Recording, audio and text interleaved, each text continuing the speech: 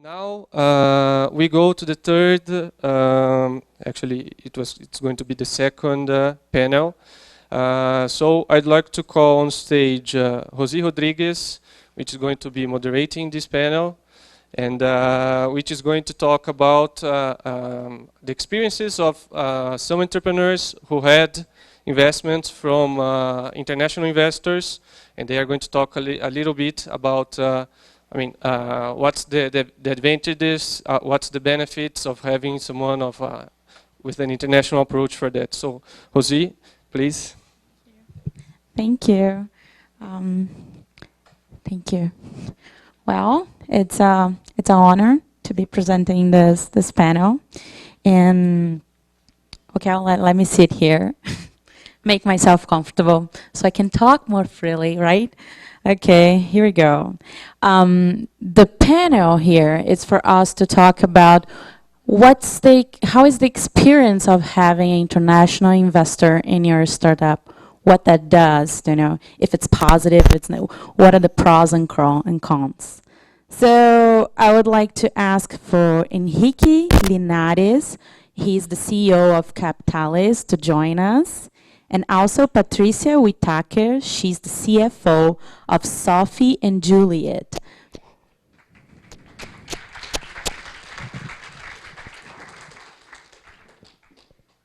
Good. I have some friends now and I can talk. Here we go. Well, this is to be like an open conversation. Oh, thank you. That's nice. That makes it easy. So you and I are going to share a microphone. Good. Going. As I started, tell me a little bit more, and you two, about your startup for a point of a start. Okay. Well, Capitalis is a finance lead generation company operating here in Brazil. We started 3 years ago, and what we do is, all of you guys knows that financial market here in Brazil is a nightmare. So we are trying to bring some transparency, letting people to compare car insurance on the internet and also personal credits, and credit cards. So what we do is we have mainly two web pages: is prestum.com.br and prestumseguros.com.br. And there we offer information to people, and also we have a community of people there who can share their opinions about different financial products here in Brazil. When they are interested in one of those products, they fill a form. With that information, we sell that data to banks and insurance company. They call the people, they offer the service, and they close the deal. That's what we do. Hi. Sophie and Julliet is a company that sells jewelry and accessories through independent stylists. So we give the woman the opportunity to have their own business. How we do this? As a company, we provide for this independent stylist the internet, the sites, the logistic, the nicest product. And her, as an independent stylist, she can sell through the internet and earning commissions of 20%, or she can buy the products in our e-commerce and resell this by doing bazaars in friends' house and this kind of thing. So we are a social seller. And if this stylist wants to grow her business, she can have her own team. By leading people and selling the jewelries and this accessories. So this is what we do, give women the opportunity to have their own business. That's really cool. That's a way to make me feel pretty. Okay, Capitalis is, what about Into? You guys are a competitor? Just trying to make it Into. Yeah, I listen. It's very interesting that we are competitors. No, we are more focused on just not small companies, but directly on people. No? It's B2 final customers. It's business to final customers. Cool. So, how did an international investor got into your startup? How did it start the conversation? Yeah. Well, well, as you many of you perceive, I'm Spanish, even I'm living here in Brazil. So the thing with Capitalis is that Capitalis is one of the IG projects. IG is an incubator that has, they started several companies here in Brazil. Sophie Julliet is also one of them. And they were the very first one investing. So IG is based in Spain. And what we did is start to use our model at that point 3 years ago was very, very new here in Brazil. So for us, it was much easier to talk with international investors that already invest in some companies like Capitalis, some lead generators, because they knew what we were going to do, they knew the model, they knew the numbers, so it was at some point easy for them to understand the model and to invest in the company. And from IG, which is a Spanish, which they are based in Spain, the biggest investor that we have right now is Kinnevik.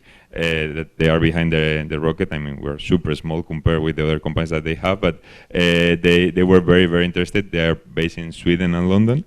And we also have, as a top investor, Forward Ventures, which for us was great because Forward, they are the owners of USwitch. In UK, USwitch is the second largest company in UK doing the same thing as what we are doing here. No? And apart from bringing the money into Capitalis and to open their network and to share some thoughts, etc. In the case of Forward, thanks to them, we have access to USwitch. I mean, and I used to have meetings with them every 6 months. The CEO of USwitch is now advisor of Capitalis. So, I mean, we really try to take the most from our international investors. No? Wow. So in your case, they brought a lot of intellectual capital because they were doing something similar in UK, right? So you got advantage of that. And if I understood correctly, you guys shared the same investor. Okay, so you tell me now. Yes, we share. For us, the IG was the incubator. They are the first one to put the money in the company. It was it's never easy to get money, but it was a little bit easier because the company already exists in the United States, so it's a copycat model that we bring to Brazil, and we already know the people from IG, so we talk to them, they really like the model, and they are the first one to put the money in the company. And after that, the company already exists for 1.5 years. And talking about the advantages of have an international investor, they are the one that did the networking for us to have the second investors, which is Red Points. It's a very huge fund based in United States. So for us, it's very nice because now it gives us the company a lot of credibility. And more than that, of course, there is all the experiencing and the networking and all this kind of stuff that it's nice to have foreign investors. Well, so assuming that you have an international investor, would be easier to bring another group of international investors, right? So you got the big guy, you got the Red Point. Lucky girl. So what is the positive and what is the positive and the negative of it? You know, everything has a two sides. Every coin has a two sides. Yeah, it does. Especially, I mean, probably that you have to spend. It has for us at Capitalis, it was like two things. No, the first one is that it's always nice to, I mean, especially in Brazil, to have someone from Brazil, no? And that's one of our main, we really work hard on it. I mean, we're a B2B company. We are selling the leads from Capitalis to banks and insurance company mainly, and we want to be perceived as a Brazilian company, no? And that's quite difficult if you have international investors, and I am in Spanish, no? But the rest of the team is Brazilian, which helps a lot, no? And we have Rodrigo here, he's my partner, and he's doing, I mean, we do a great team together, so we think that part is solved, but it's true that the fact of not having like a strong Brazilian investor, I mean, sometimes could be it's like people need to know you, no, before doing business with you. They want to know the investors, they want to know the company, and if they are international, some people know them, but some other people doesn't, no. And the second thing is that you need to explain many more things, no? It's like, I mean, for example, what Andrea was saying, no? Like car insurance in Brazil is not compulsory. If you are talking with someone from Sweden, that's a big surprise for them, no? And that's something which is easy to explain, no? But there are some other things like how much time does it take to close an agreement, or some other things that are normal here in Brazil, but it's not like the European style, or is different in each country, and they need to get used to that, no? And you spend a lot of time on that. So you gotta work more in your reports. So what about for you, Sophie? I mean, for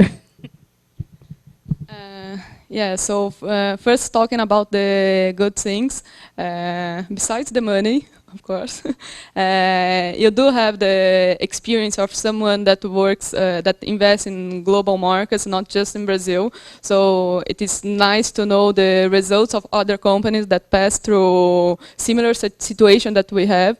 So we do board meetings every weekly, and then principal one every monthly, and they do help the company in the better way to do the best and the better strategy that we should do. Of course, they give us all the we can decide what to do the business, but they are the one that can direct us how to do in the better way. And even when you think a little bit further, it's nice to have this huge fund supporting us, because they already know how to do the M&A, IPO. They already participate of selling of the company. So when you talk about the strategy of the company, it's more solid information that we have, that you have for someone that have this kind of experience. And more than that, of course, there is the credibility. When you talk to someone to close new deal, to have new partners, it's always nice to know that you have this huge fund supporting your business. Okay, and talking about the bad stuff. I'm the CFO of the company, so now I divide my time.